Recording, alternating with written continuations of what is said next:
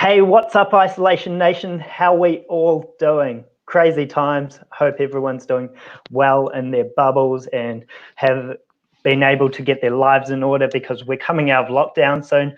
I thought that it would be good to come onto the show a couple of legal brains because there's been a lot of announcements from the governments. The legal world isn't many people's speciality, and I think that it would be good just to hear from the experts what obligations employees might have to their employers and how remote working works and what happens if businesses are in trouble. So I'm very excited to bring to the show Duncan Coates and Liam Closey. How are you both doing? Yeah, not doing too bad. Cheers, Jason. How are you doing, Jase? Oh, very good. Thanks for coming on. Really appreciate it. And I'm sure you'll add a ton of value over the next wee while. Just for everyone out there, can you both give a quick five on what you're all about, how you came to be here, and what your story is? Sure. Shall I kick us off, Duncan? Yeah. I'm a partner at Lounge Jordan, a boutique commercial law firm in town. We're all working remotely at the moment, as you can imagine. All is going well in that regard, but in terms of the work that I do a lot of employment stuff, a lot of general commercial stuff as well, but with a main focus on employment, covering sort of the whole realm of the sorts of advice that you'd expect that employers need. So things like, authority hearings, mediations, then a lot of the non-contentious stuff as well around policies and procedures, of which there have been quite a few things to focus on in that regard at the moment as well, as you can imagine. So that's me in a nutshell. Sweet. Awesome. Liam, your turn. Hey, so I'm also at Lounge Jordan working with Duncan. So I handle quite a wide range of commercial and corporate matters, everything from, securities advice to listed companies, right down to, mum and dad companies looking to get some more equity in, a lot of mergers and acquisitions activity, right down to commercial contracts, compliance, all kinds of, the whole sort of broad commercial domain. Awesome. So we have very smart legal minds with us today. Very honoured to have them on the show. Before we get into the hard legal stuff, what's on the bucket list for post-isolation? Both of you. Liam, what have you got rolled up? Oh, look, this is probably kind of come off pretty crass, but I'm just pretty excited to get up the road to KFC. That's been my number one craving post-isolation. So I've heard there's a dude who's cracked the 11 herbs and spices and he's about to publish on the internet. So yeah, I saw that article. So there's the opportunity to do it in lockdown. That's going to save me a whole lot of money on Saturday mornings, but if I can make it at home. Duncan, what have you got? Yeah, pretty similar. I'd say it's gonna have to maybe not KFC, but maybe a Big Mac or something like that. That's definitely high on the more of a agenda, McDonald's fan. Yeah, exactly. But once we move away from level 3, I think just having a nice cold cider somewhere and just reflecting, in an open environment rather than at home, I think that's high on the agenda as well. Good stuff. Good stuff. So let's get into the chunky stuff. Redundancies. There's going to be a bunch out there. There's a ton of people who may lose their jobs because businesses are hurting. What obligations do employers have to their employees, and how can employees manage that, and what do they need to know? Yeah, so I mean, like you say, this is going to have quite an impact on the economy, full stop.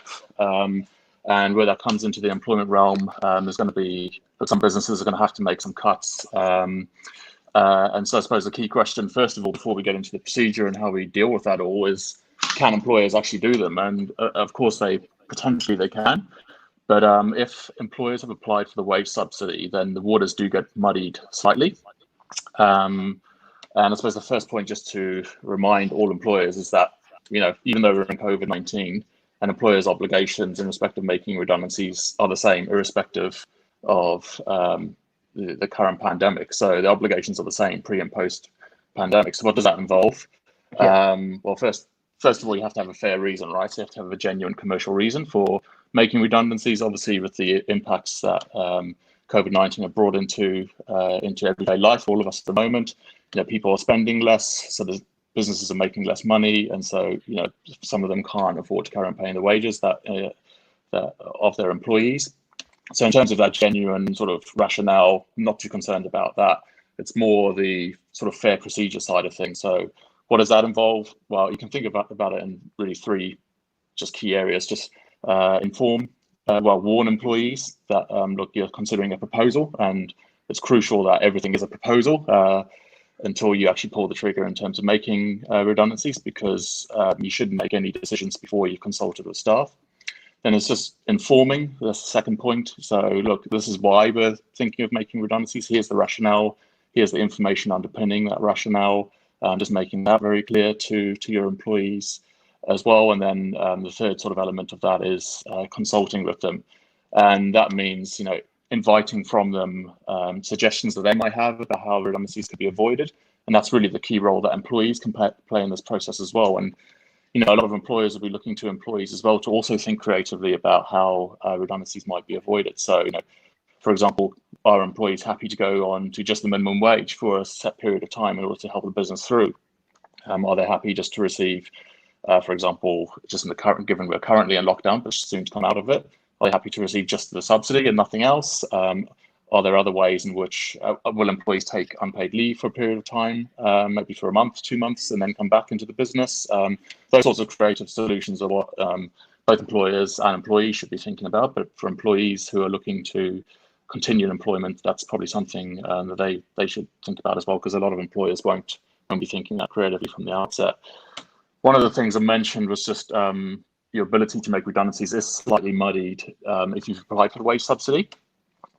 And the obligations on you as an employer, they will differ depending on if you've made your application before or after the 4 p.m. on the 27th of March. So if you applied for the wage subsidy before 4 p.m. on the 27th of March, then you have to use your best endeavours to retain staff. So best endeavours basically means, it's quite a high standard, but it basically means, look, you've used your best efforts, you've done all you can to try and keep your staff for the whole of that wage subsidy period, which is 12 weeks.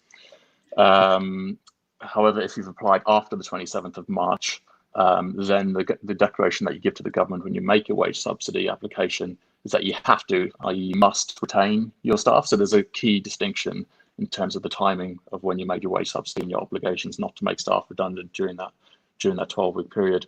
But certainly, I mean, just from a practical perspective, if you have applied after the 27th of March and you did so in good faith, and the business is really up against the wall and you're going to have to make cuts anyway, we don't think that the government's going to come down particularly hard on businesses who decide to make redundancies in that 12-week period, as long as, again, you have your documentation to show, look, you did everything you could, but still it's not possible to carry on as you currently are. You've taken those 3 steps: proposals, informing, and consulting. Yeah, exactly. And look, you've taken best efforts to keep your staff, but you still haven't managed to, despite cutting costs elsewhere in the business and that sort of thing. We're not expecting the government to hound businesses who are in that situation, who have applied for the wage subsidy but still made staff redundant in that 12-week period. But certainly they should be contacting the MSD to say, hey, look, we have actually made staff redundant during this period. This is the balance of money that's still outstanding in respect of affected employees that we haven't paid on. How do we return it? And so that's the sort of things that employers need to be thinking about if they do decide to make any redundancies in that period.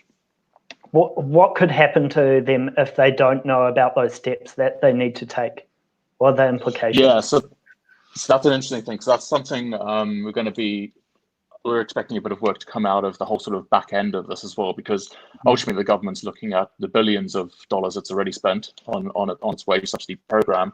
And we all know the well-known adage, there's no free meal ticket, right? And so if they know that employers have been abusing the wage subsidy scheme, look, it's open to the government to either pursue employers for civil recovery of funds paid out that shouldn't have been received, because because employers haven't shown the 30% decrease in revenue because of COVID-19, and they haven't used their best efforts to pay staff at least 80% or retain them, or use their best efforts to retain them pre-27th of March, or actually retain them post-27th of March.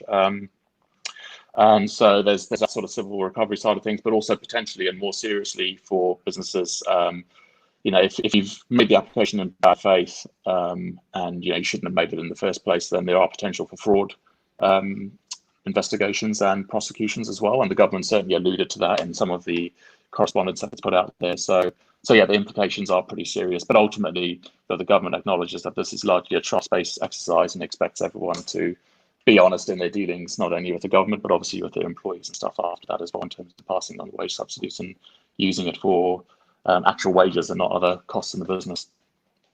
Yeah, right.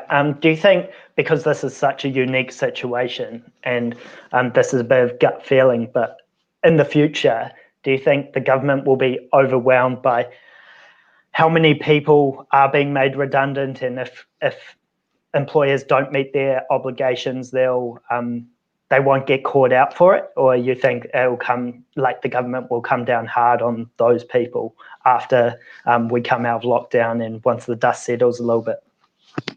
Yeah, I think it's kind of it's probably a bit more of the latter. So the government will come down hard on some, I think. So I think it'll probably pick a few test cases and use those, as it does kind of with your classic, when the Labour Inspectorate knows about employers not paying wages, it will go in there, sort of make a bit of, do an investigation, and then they often do a press release at the end saying, hey, such and such was not paying minimum entitlements, annual leave, etc. to their staff. And they kind of, because a big part of deterrent is publicity. And so I expect there'll be a sort of similar approach in that regard with the wage subsidies. But then on the flip side of that, I think it's kind of a hybrid approach, because ultimately the government won't be able to enforce every single case. It is going to be, just won't have the resources to that, even as a government with the large resources it does have. And so I think that's also why they have been communicating that sort of message that, look, this is a trust-based system, and we do expect people to be honest in their dealings with us. But certainly for some employers who shouldn't have made it and all the rest of it, I think that the government probably will look to make a bit of an example of them, and certainly has an audit right at the back end to go in and to look at whether wage subsidies have been used correctly and all the rest of it. So. Yeah, right. I think for the most part, New Zealanders are pretty trustworthy, especially in times of crisis. People want what's best for the collective, right? So they're not going to take advantage of the whole schemes they're set up. So there's obviously the wage subsidy scheme. What other benefits have been rolled out that businesses may not know about, and is there more benefits likely to come in the future, do you think? Yeah, so if a lot will depend on what happens with the government's announcement next Monday in terms of where the land lies in terms of are we going to move down to level 3? I mean, the indications are that we will, but then how long are we going to remain there? And so a lot of future support will depend on things like that, obviously. Other than the wage subsidy scheme, which I think a lot of people know about already in terms of what you have to show in order to get that, and what sort of level of support there is and for how long it is. There's also the essential workers leave scheme as well. And that's obviously only for essential businesses, and we won't go into all the details here, but broadly that enables businesses to receive a subsidy from the government to help them pay their employees who need to take leave because of Ministry of Health recommended guidelines. And effectively get a forward lump sum payment, which are at the same levels for the wage subsidy. So $585.80 for full-time employees and $350 for part-time employees. So you got your essential workers leave scheme as well. So that's largely it in terms of the employment side of things. I think if the pandemic and the crisis carries on as it is, the government may step in to extend the wage subsidy scheme. So that's something to do. Oh, Duncan, we've just lost your audio. That's all right. These things happen with tech sometimes. When you go live, that's all good. We'll come back to you, Duncan. Liam, how's it going? We'll jump into it's going well. Into commercial law a little bit while Duncan hopefully sorts out the tech issues. So there'll be a lot of redundancies made, and a few people might be thinking of restructuring their lives and what that looks like. So what do you think of I suppose if people want to start their own business, maybe they want to start fresh, jump into business, what's the legal side of it that they have to think about? Yes. Oh, we've got So Duncan back. effectively there has. Sorry, but that just had a client call. So, Nah, no the dramas, perils no of- dramas yeah, at so all. I just cut off the tap. These things happen when you go live, when the cameras are rolling. There's things happening in the background. It's all good. We'll jump over to Liam, and then we'll touch on what we were talking about earlier. Liam, over to you. Yes, so look, sort of in the same vein as employment, the government's come forward with a whole bunch of changes to make things easier for people who are currently in business or going into business, sort of in this new COVID-19 environment. So, in terms of tax, there's been a whole range of changes. The government's introduced a new loss carryback rule temporarily, and they're looking to make it a more consistent thing going forward. But initially, so if you've got a profitable business, ran a profit in 2019, but coming into, the sort of early stages of 2020, you're seeing a huge drop off in revenue during COVID-19. You're going to be able to transmit those tax losses back to your 2019 profits and get a refund from the government in terms of tax paid. That's also going to apply for the 2021 tax year as well. So, they're looking to give tax rebates for those people who have really been affected by COVID-19 and So is seeing that a in big place impact now? in revenue. Yeah, so that's in place now. Wow. Yeah, so they've really, really quickly on that, and it's great to see, and it's going to be really helpful for a whole lot of people. Another big change we've seen is coming as the introduction of what's called the same or similar business test. So under current law, if you're currently operating a business which runs a loss, you can only carry forward your tax losses as long as you've got the same shareholder continuity. So 49% of the shareholders stay the same across tax years. They're looking at dropping that threshold and just creating new same or similar business tests. So a lot of businesses right now will be looking for people to put money into it, but they might be worried that if someone wants to come in and put 70% equity into their business, they're going to lose this wide range of tax benefits. So they're getting rid of that straight shareholder 49% threshold test, and as long as the business is the same or similar, you're going to be able to bring forward those tax losses, which will make things really easy for business owners. They've also brought in depreciation accounting for commercial buildings and a low value asset write-off, which means that if you're making purchases of up to $5,000, those can be written off against tax as well. Yeah, right. So that's mainly for people who are operating at the moment. Say you've got a person and they might have been laid off from their job, or maybe there's a pay cut, right? And so they're thinking of starting a side hustle or their own little business. What obligations do they have to meet, and what do they have to think about when they're setting up their small business? Maybe they're selling jewelry online, I don't know, anything. Like it could be playing music for people, starting events, whatever. What do they need to know when getting into business?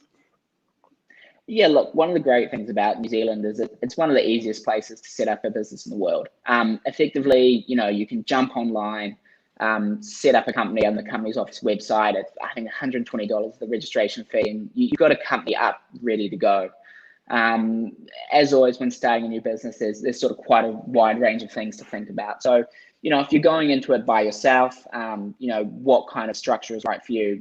Naturally, a lot of people often think the limited liability company, which is great, in that it really treats the company as a separate person. Your liability is tied up in the company, so you can go out and trade without worrying about necessarily being, sued personally for something that the company does. If you're looking at setting up a business with a friend or a colleague, perhaps, you've got to start thinking about what that relationship between you is like. If you're going to be equal shareholders in the company, you should be looking at getting something like a shareholder agreement in place, which will govern the relationship between you.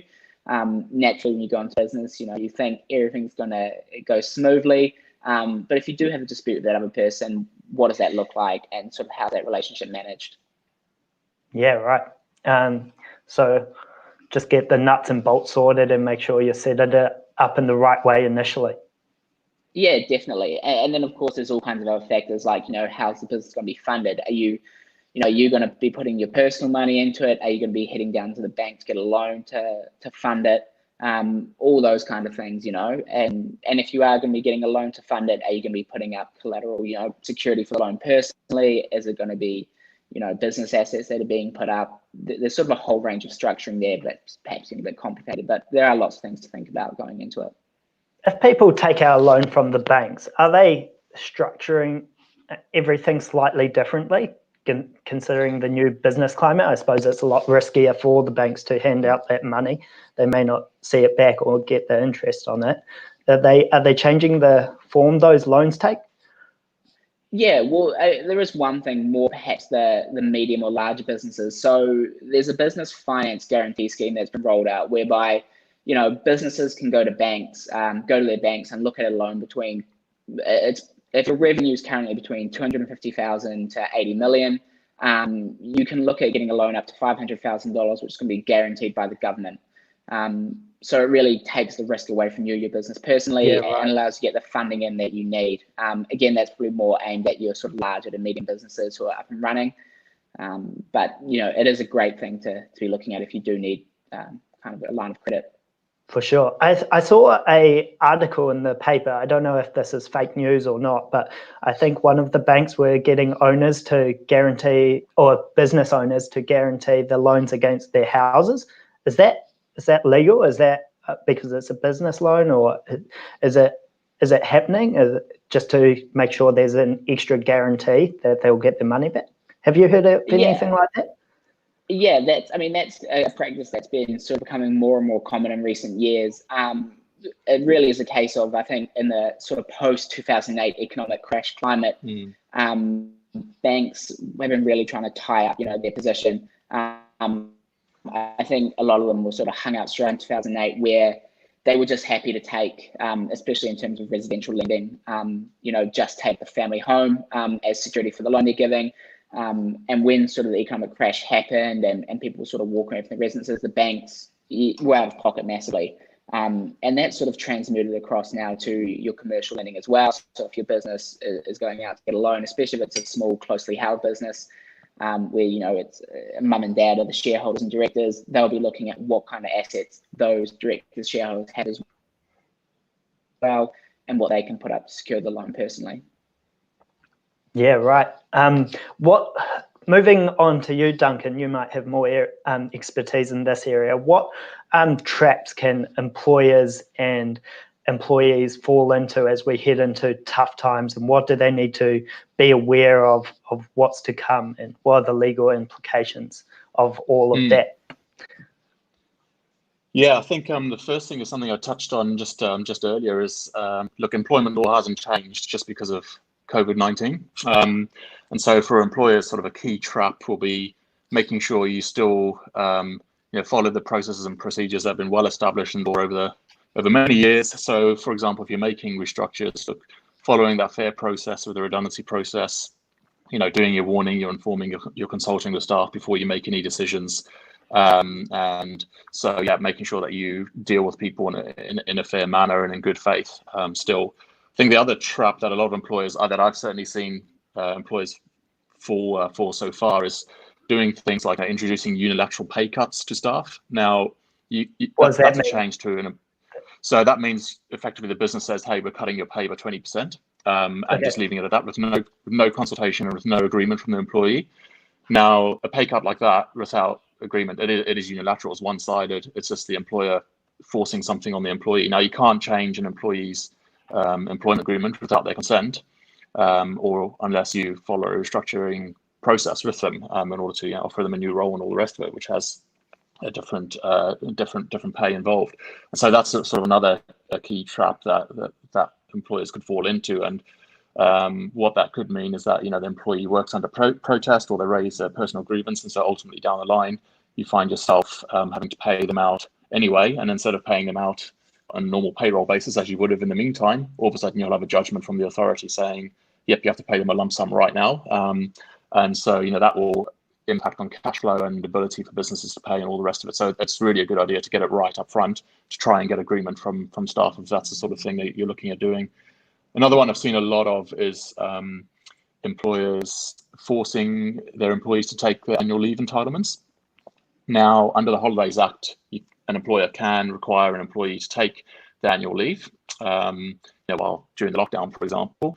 But first of all, they have to try and agree with them that they will take their annual leave during that time. And it's only if agreement can't be reached that you can then serve 14 days notice on the employee to take their annual leave. But so what a lot of employers, yeah, it can be, but you need to try and agree first. And so what a lot of employers have done have just imposed it on the employee straight away without trying to get agreement again. And so again, that undermines that decision, and which means it can be overturned, and employees can raise personal grievances in relation to that, and effectively get back their losses and reverse that decision that the employer's made. Yeah, right. And these sorts of issues are quite important because it's not like a usual situation where you just have a complaint from one employee and you just have to deal with that, because these issues apply across the whole workforce. So even if you're a business of 10 employees and you've made a decision like that, for example, you haven't, perhaps consulted with the staff as you should have and followed a fair process in relation to a restructuring decision, that's something that will impact pretty much the whole workforce. And so particularly for a small business, you certainly don't want to be in a position where you're faced with 8 to 10 personal grievances that you have to deal with, and legal proceedings later down the line, because that will be a massive drain on your management time, will be a massive drain on your finances, particularly if you have instructing lawyers to help out with that, then that's going to impact you as well. So that's another reason why it's quite important to get these things right from the outset. I think another trap could be just in relation to the wage subsidy scheme itself. So you've got those requirements to show a 30% decline in revenue. You've also got the requirement to use your best efforts to make sure staff are paid at least 8% of their pre-COVID-19 income for the whole of the subsidy period, which is 12 weeks. Now, if you don't pay them at least 80%, have you got what's your documentation around showing that you have used your best efforts, and what best efforts did you actually take? And so if you haven't got those sorts of things lined up, again, you could be in a bit of trouble later down the line if you are audited. And also, the same thing applies if you make redundancies during that 12-week period as well, and you don't retain staff. So again, there's sort of that audit risk sort of element as well coming into it in relation to the wage subsidy scheme as well. And then I think a final thing is probably just mismanagement in terms of getting your employees back to work, assuming we go out of level 4 and back to level 3. And so employers just need to make sure that any return to work is actually safe, and they also need to make sure that they are meeting the government's requirements and the government's recommendations in terms of what a return to work under level 3 looks like, and then eventually down to 2 and all the rest of it. So I think managing return to work is important as well, not least to ensure that COVID-19 is stamped out and eliminated in New Zealand, but also just from a general employee relations point of view as well. It's something that you just need to make sure you get right, and that employees know that they can return to work and that it's appropriate to do so when you eventually reach that decision. Yeah, I just want to go back to what you said about unilateral pay cuts. Do you think that there'll be, like, I guess it's common sense to me for people to just tell their employees what's going on, and if there are pay cuts coming, this is why, and make sure there's that communication there. But do you think it will be quite common that people will just implement a pay cut and not tell people? Because for sure, I've seen it. Yeah, I've seen it a lot. And that's why it's kind of funny. You have to remind people of employment obligations of remaining the same. Like it's not like the apocalypse where it's chaos and disorder. There's still obligations you have to meet as an employer, and so I'd say it's probably far more common than people actually think. But like you say, I think most employers do want to do the right thing. So I wouldn't say it's the vast majority of employers who are doing this. I think it's a small number who perhaps are misinformed in terms of what they need to do with their employees. But yeah, certainly it's something I've seen quite a bit of. And like you say, it's a common sense approach. Look, if you go to employees and say, look, the business is struggling, right? This is why it's struggling. Our income's fallen by 50%. Obviously, we haven't been trading at all, or we haven't been trading at all over lockdown, whatever the case might be. And the other thing is that most employees want to do the right thing as well. So they appreciate it's difficult for employers as well. And that's certainly something I've seen as well. If you speak to employees, if you consult with them before making any decision, I've found that actually they've been pretty sensible about it. And there is sort of a collegiate sort of atmosphere in terms of saying, look, we are all in this together. Let's all work hard to come, let's come to the party and all try to work hard together in order to come out at the other end of this. And so, yeah, there's been a pretty common sense approach from both sides, which has been really good to see. Yeah, for sure. And I think not everyone knows the law, but just be a good human and you'll be all right. Yeah, exactly. Yeah. Liam, question for you. So as we head into this new age or new normal, do you think there will be a lot more mergers of companies, a lot more buying of companies, and what does the landscape look like moving forward, do you think? Yeah, so I think times like this present, a great opportunity. It is really difficult for the businesses out there that are currently struggling and with things not be going right. But, it's times like this where things like, your Ubers and your Airbnbs were found in the last sort of financial crisis. So it creates a massive opportunity for people going out and starting their own businesses. Or if you're a business that, is doing really well, has a bit of cash in the pocket, then it's a great time to go out there and get involved in a little bit of M&A activity. We've really seen a mixed bag of it so far with some of our clients. So you've got people who, in the midst of sort of all this crisis have decided to put things on hold and not go ahead of their plans. But on the flip of that, people are going on as business as usual, It's almost like there's a sale on businesses, there's a lot of distress activity. Companies that are struggling are being sold at, really great prices. So, if you do have a bit of cash, there's no reason to not get out there and sort of snap yourself up a bargain. The Wild West, eh? Yeah, the Wild West that you can either go on the defense and like hold tight for a while, or go on the offense and buy up and see what you can make. Yeah, I mean, that's exactly right.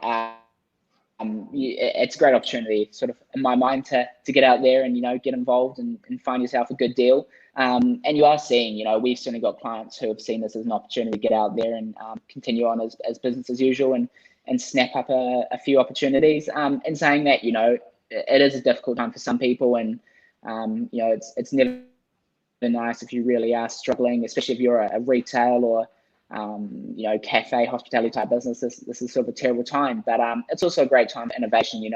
This level 3 announcement, they've come out and said those sort of takeaway restaurant businesses, if you can find a way to do things contactlessly, then there's nothing stopping you from continuing to trade when that level 3 comes in. So it's a great time to innovate. If you're looking at going to more of a remote business or a contactless business, there's huge opportunity there.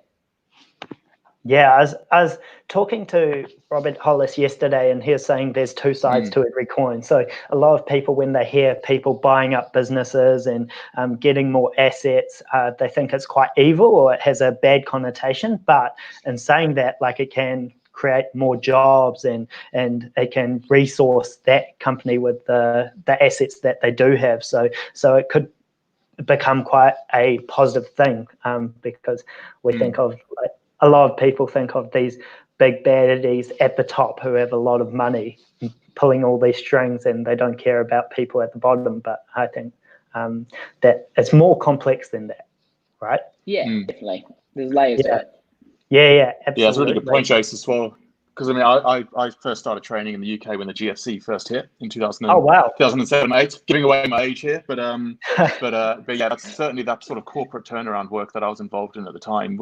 It wasn't necessarily evil, like you say. It was actually helpful in terms of businesses coming and looking at other distressed businesses, buying them, protecting jobs, ensuring that trading can carry on in the meantime. And so it's a multifaceted sort of jewel so that you're looking at. It's not just sort of a one-step linear approach and view that you can take. Yeah, right. Do you think it's a similar feeling with what's happening now to the GFC? That's a really interesting point. Things are different. What are the similarities and differences? I think the similarity is just a general sort of feeling of look, businesses, it just feels uncertain at the moment. No one really knows what the economic climate is, when we're going to come out of this, and that sort of thing. I think the key difference that I've sort of seen is I think people are quite positive once we come out of lockdown and things like that. I think businesses are generally focusing on the future and still being pretty chipper about that. And so it's not like the GFC where there's a general sort of downturn in confidence that you're expecting to last for years and years and years. And certainly, look, this will have an economic impact for years. I'm not denying that. But I think generally businesses are a lot more sort of chipper about coming out the other end and things picking up a bit, like a lot sharper initially than just that sort of slow, gradual increase that we saw as coming out of the GFC. So I think that's probably a big difference that I've noticed at this early stage so far. Yeah, and yeah, I think I'll go on, Liam. Yeah, I think unfortunately, I wasn't practicing back in 2008, but one of the major changes you see there is that was a massive breakdown of sort of financial institutions, sort of the banks and lending agencies that play such a fundamental role in business and providing credit and liquidity. It was a crisis that really impacted them significantly, and a lot of big banks went under. We're not seeing that with this. This isn't a financial institution failure. It's it's a global pandemic which is causing economic effects due to the closing of businesses. But if you have got a great business idea, or there's nothing stopping you of getting out there in the market. People are willing to invest. Banks are willing to lend still. It's not a collapse of financial institutions. It's just a big change in the way we go about business. And I think it will have big impacts in terms of if you do have an idea where you can serve people contactlessly or remotely. We are seeing now it's working. We're all working from home, and if you've got a business idea that runs down that line, why not get it started? The market's there for it. Yeah, and I guess we're really lucky in New Zealand. We're all quite united on the front. If you look at the news in America, you've got polarizing views, and that makes this complex situation a whole lot harder. I think part of that positive mindset is just where we're located, right? And in New Zealand, everyone's like, okay, we're in lockdown now, but as soon as we're out, let's get rock and rolling and come up with innovative new opportunities and make sure that we can get back on the wagon. It'll be hard, but at least we can collaborate on a few things, right? Yeah, definitely. Yeah. So it's a new age, a new time, but I think that positivity will carry people through. How's things at the firm holding up with this new normal and working from home? Is it different? Is it where? Yeah, look, I think most people at Lowndes Jordan are quite enjoying it. Certainly the novelty in the first week was really good. We still do Friday drinks and stuff, albeit online, and so we're having a lot of fun. We've got a social committee as well. We're keeping us all very entertained. So I think on the whole, we've been really proud of our staff in terms of how they've coped with the challenges and all the rest of it. And it's like that's a new normal in terms of working, and it's one that's quite refreshing. I certainly think it's been a nice change. So yeah, absolutely. Any last thoughts and feelings before we sign off for the day? I think one of the key things is just that employers might be interested in is just sort of what they need to be thinking about in terms of when and if the government announces next week that we are going from level 4 to 3, and so just start having to think about your sort of health and safety sort of obligations as well, because like I said earlier, you'll need to make sure that it is safe to return and all the rest of it, and just think about that practical sort of planning. So do you know everyone who's coming into your office, for example? Have you got a robust sign-in system? So if people did need to be traced, you can actually trace and contact them, those sorts of things as well, as looking out for high-risk individuals in your workplace as well. So those who are immunocompromised, perhaps just having a bit more of a think about what you need to do with them. And I think certainly overall, the great thing is that, like I alluded to earlier, is that employers and employees are certainly working together hard to try and come out the other end of this in a positive way, and that's been really good. And the other thing is just generally, while this has been disruptive generally as a sort of pandemic, it's actually, like we've just been talking about how we've coped at Lowndes Jordan, it's actually creating a new adaptive and flexible workforce, which is a great thing as well. And so I think in many ways it's there's not many silver linings in terms of what's been going on, but certainly there are some, and that's one of them. I think that's been really good. And then just generally from a non-legal perspective, it's been great to see some of the other initiatives that are out there.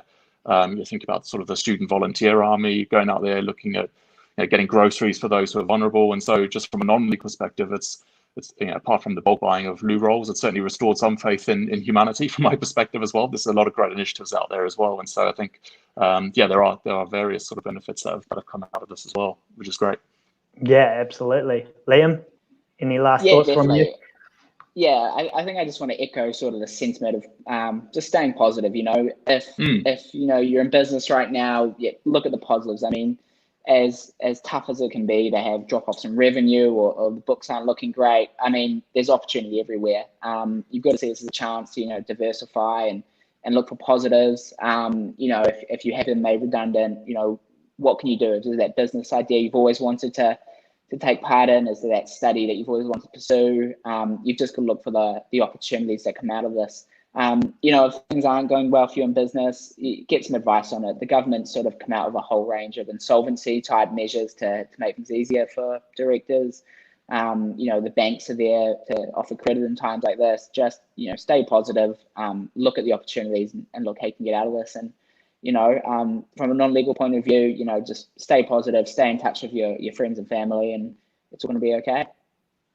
Amazing stuff. If people want to find both of you, where can they look? What's the best way to find you guys online if they need some help? Yes, certainly all of our contact details are on our website at www.lojo.co.nz. I'm happy for people just to hit me up on LinkedIn as well. So I've got a profile on there. Feel free to hook me up. I'll be more than happy to help.